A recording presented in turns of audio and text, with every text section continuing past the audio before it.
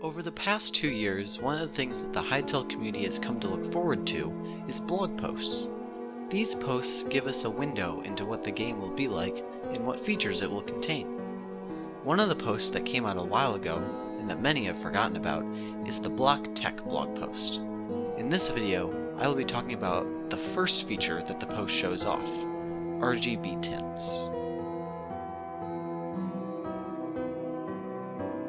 RGB, which stands for red, green, blue, is a way to control the color of a pixel on a computer screen.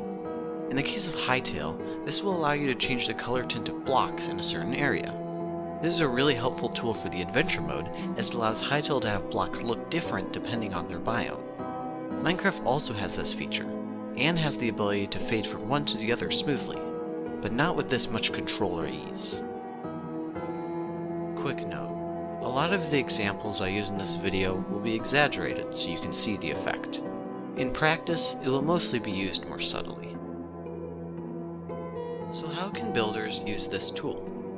Well, think of texturing a stone wall in Minecraft. A flat wall with just one type of block looks really dull, so to make it look better, we can mix some blocks in. By doing this, it makes the wall look more interesting and in turn, a better build.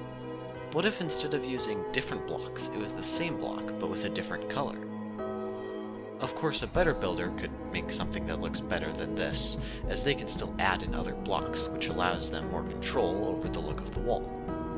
This tool can be used to make different blocks entirely. What if I want the wall to look more blue?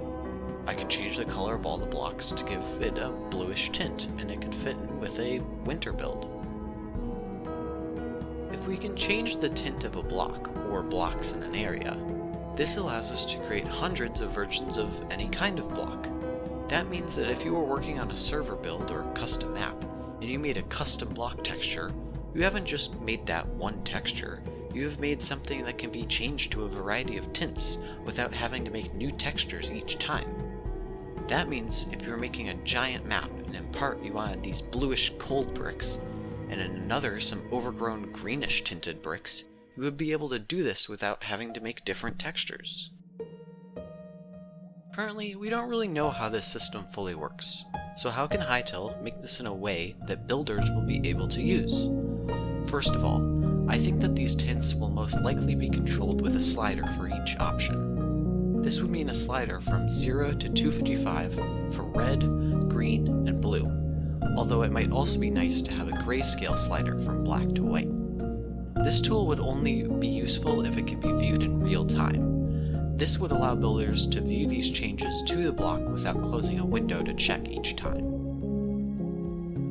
So far, we have only seen this tool used to change the color tint in areas, but it would be nice to change individual blocks. Now, it would be annoying if, after you've built a structure, you had to go through and change the tint for every few blocks to give the build variety.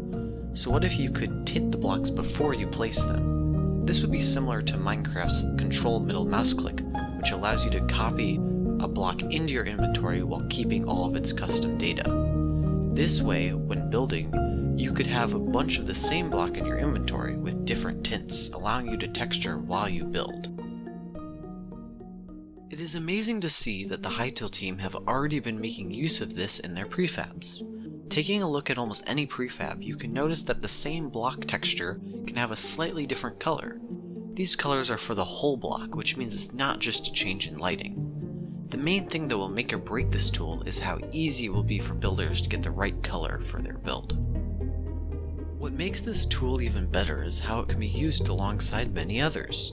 Hytale's ability to have transitioning textures between blocks such as sand and gravel will allow builds to be cleaner and more aesthetically pleasing. Also, the ability to have randomly varied textures, something many Minecraft texture packs have been using more and more recently, will be another way to make Hytale's builds feel less boring.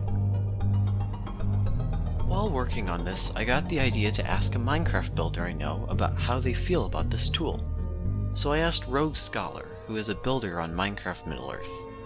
First I asked how he felt about it, and he said that it could be a pretty useful tool, and he mentioned that it would allow him to have lots of different colored wool. I also asked him where he would find this tool most useful, and he said he would mostly use it for gradients and blocks mixes, which is similar to how I thought it could be used. And if you have any ideas on how this tool can be used, leave it in the comments. I always read them. With these kinds of building features, I hope to see some amazing builds in the future. Luckily, due to Hytale's better render engine and more complex art style, subtle features like this in builds won't stand out as being too detailed. These tools show you that Hytale will allow players to have even more creativity, while still in a more simple art style. Because at the end of the day, Minecraft is a block game, but Hytale is a voxel engine. Once again, the music in this video is by Slamma, who is almost at 1,000 subscribers, so go help them out. My next video will probably be Minecraft related, although it will also tie into Hytale. I hope you enjoyed this video, and thanks for watching.